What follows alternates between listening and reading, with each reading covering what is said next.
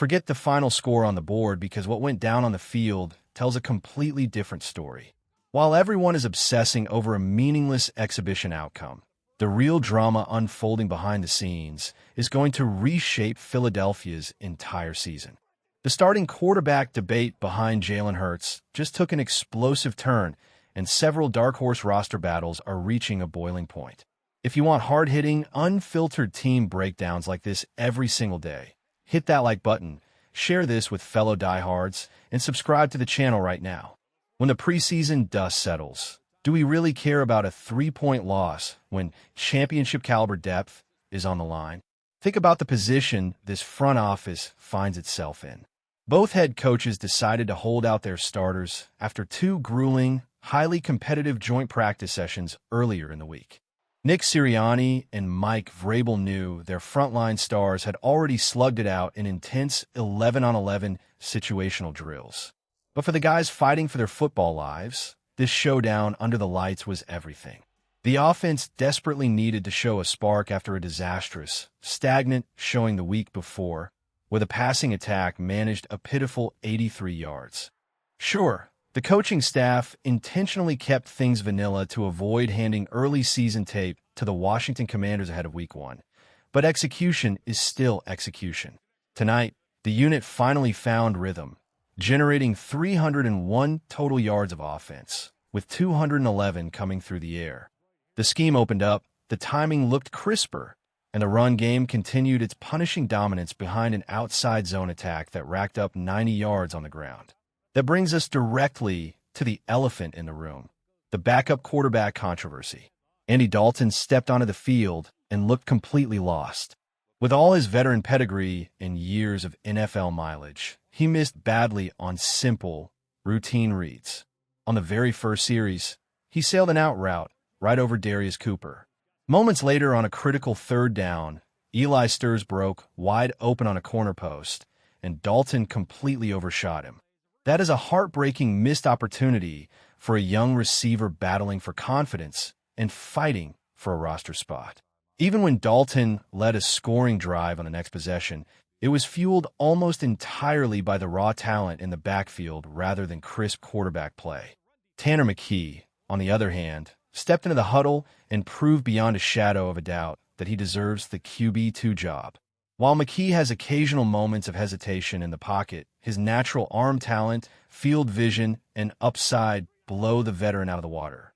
McKee completed 16 of 22 passes for 173 yards, tossing 2 touchdowns with 0 interceptions and posting an eye-popping 125.8 passer rating. His touchdown strike to Britton Covey on a brilliant run-after-catch play demonstrated real command, while his chemistry with the supporting cast kept the chains moving consistently. If the unthinkable happens and Jalen Hurts misses time during the regular season, the answer is crystal clear. Which brings us to our question of the day. Who should officially win the backup quarterback battle behind Jalen Hurts? Andy Dalton or Tanner McKee? Drop your take in the comments below right now. Beyond the quarterback room, the offensive backfield depth looks downright terrifying for opposing defenses.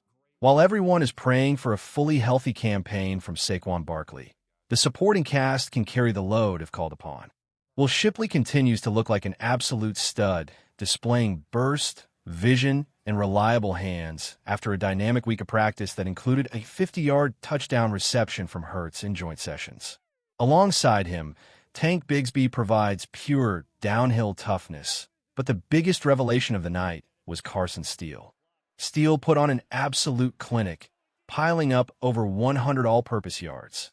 He hauled in 6 receptions for 84 yards, including a highlight reel touchdown catch on a wheel route where he literally hurdled a defender in open space.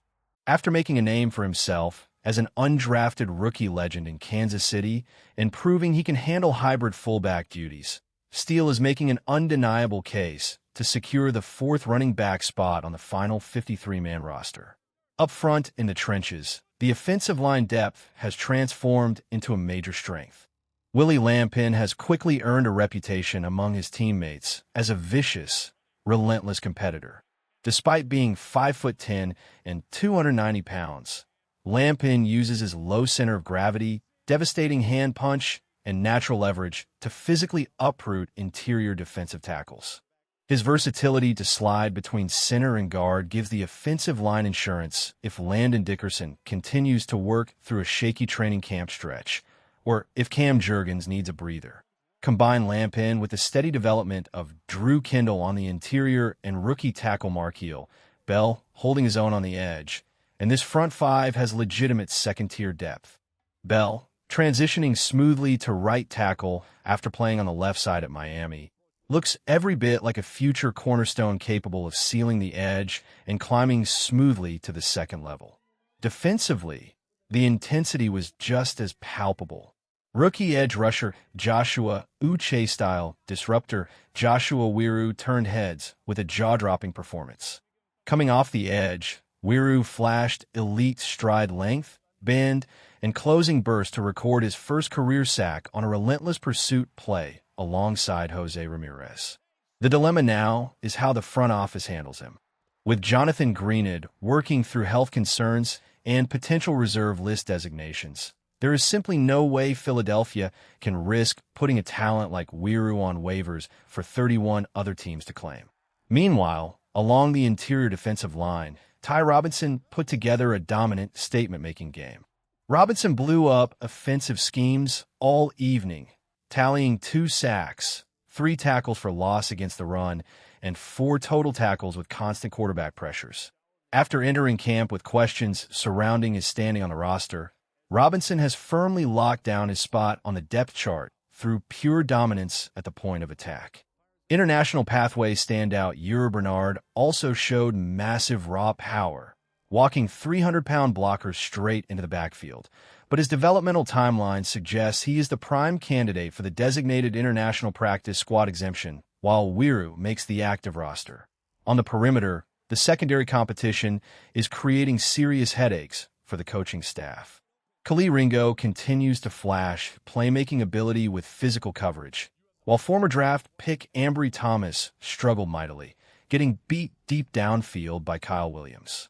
Cornerback Shaun Wade, known for his time at Ohio State and New England, forced a crucial fumble for the second consecutive week, proving his knack for generating takeaways, even if his path to the roster likely begins on the practice squad.